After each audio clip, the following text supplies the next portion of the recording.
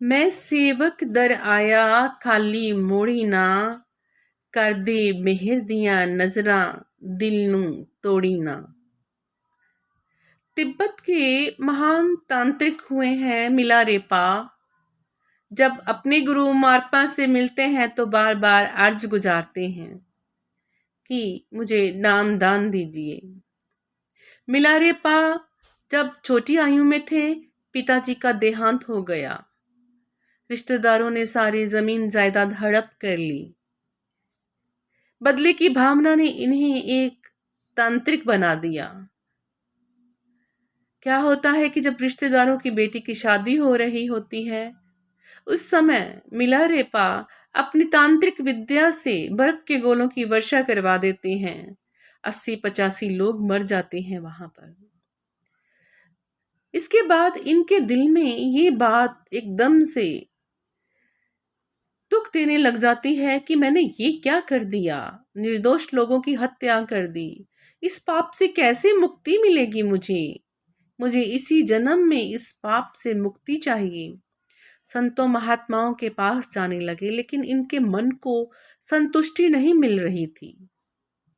बाद में पता चला मारपा के बारे में कि मारपा आत्मज्ञान जानते हैं, तो ये उनके पास गए। जब ये उनके पास जाते हैं तो मारपा हल चला रहे होते हैं। मारपा के पास जाते हैं, मारपा कहते हैं कि क्या दोगे तुम मुझे। ये कहते हैं कि मैं अपना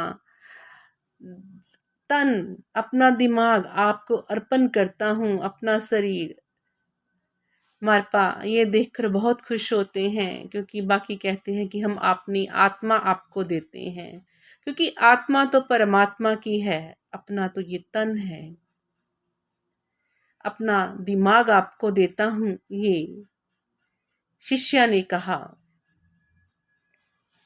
ये बात सुनकर मारपा बोले मिलारेपा से कि मिलारेपा, ठीक है, अगर तुम ज्ञान लेना चाहते हो तो तुम्हें अपने खाने पीने का प्रबंध खुद करना पड़ेगा, और अगर तुम ज्ञान नहीं चाहते, सिर्फ यहाँ रहना चाहते हो, तो तुम्हें खाना दाना सब यहाँ से मिलेगा।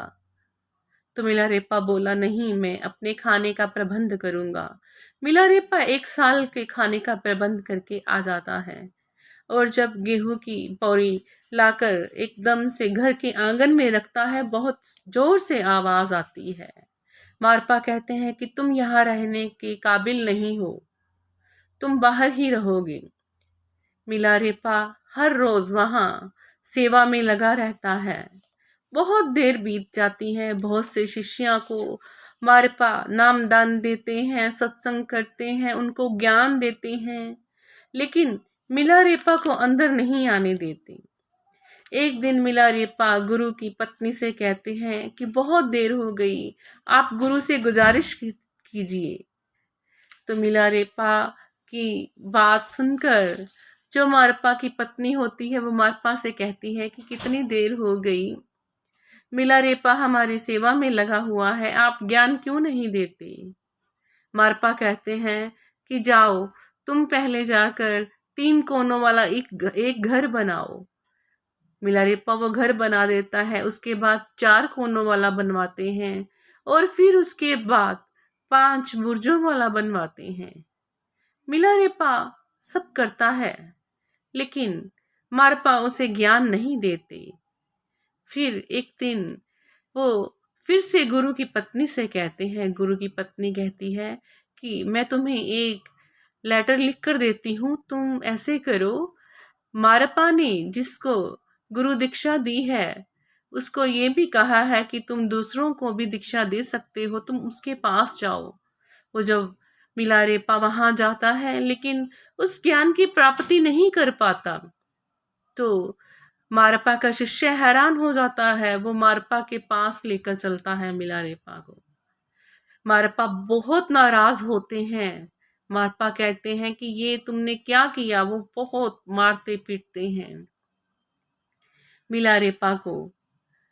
ये बात देखकर मिलारेपा को बहुत दुख होता है। वो कहते हैं कि अभी तुम्हें ज्ञान नहीं मिलेगा। फिर से मिलारेपा वहां सेवा करने में लग जाता है।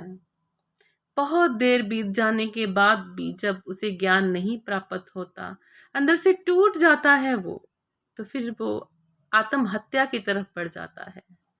ये बात देखकर गुरु जल्दी से अपने शिष्य को भेजते हैं और बुलाते हैं मिलारेपा को और कहते हैं, मिलारेपा, तुम्हारे जो दोष थे उनकी वजह से मैं तुम्हें दोष मुक्त करवा रहा था, लेकिन तुम खुद ही अपना काम बढ़ा रहे थे, कभी किसी तरीके से कभी किसी तरीके से। मैं तो तुम्हें पक्का कर रहा था, अब तुम्हें पक्का करने का टाइम आ गया है। अब तुम्हारा मन साफ हो चुका है, अब तुम्हें जिंदगी से भी लगाव नहीं रहा, किसी चीज से मोह नहीं रहा। तुम्हारे अंदर बहुत अहंकार था कि तुम सब कुछ कर सकते हो, इस वजह से तुम्हें ज्ञान नहीं प्राप्त हो रहा था।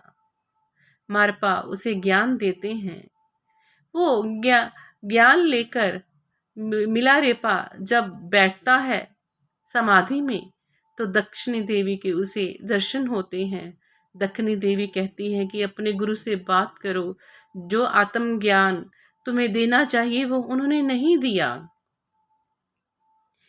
मिलारेपा मारपा से बात करता है। मारपा कहते हैं कि इस ज्ञान को तो मैं भी नहीं जानता, ये ज्ञान मेरे गुरु नरूपा के पास जाकर ही मिलेगा, भारत में चलते हैं। जब वहाँ जाते हैं तो वो कहते हैं कि तिब्बत में एक प्रकाश ने जन्म लिया है।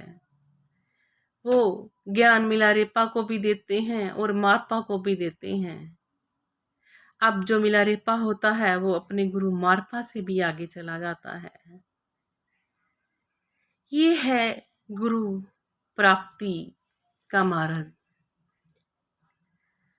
बहुत जुल्म करने के बाद, बहुत दोष होने के बाद,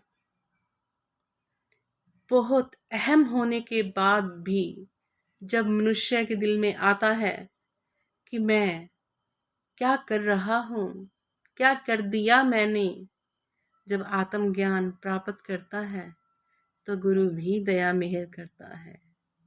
गुरु की प्राप्ति पहले ज़माने में बहुत मुश्किलों के बाद मिलती थी, लेकिन जो गुरु के प्यारे होते हैं, जिन्हें ये होता है कि हमने इस जन्म में जो कर्म बुरे किए हैं उनसे मुक्ति भी पानी है और आत्मज्ञान भी पाना है, दृढ़ निश्चय से अपने गुरु को प्रसन्न कर ही लेते हैं।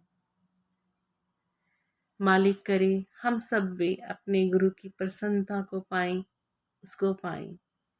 जैसे मारपा कितने वर्षों की तपस्या के बाद अपना आत्मज्ञान प्राप्त करने में सफल हो गई।